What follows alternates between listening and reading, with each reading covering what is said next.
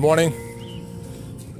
Today Friday morning వాక్లో silence with nature.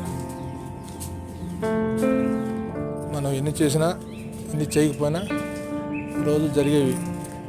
మన చుట్టూ చెట్లు పెరుగుతూ, పక్షులు కూస్తూ, పొల్యూషన్ పెరుగుతూ, మన సంపాదన పెరుగుతూ, మనం ఇలా టైం స్పెండ్ చేయాల్సిన రోజులు తగ్గుతూ రోజులు గడుస్తూ ఉంటాయి.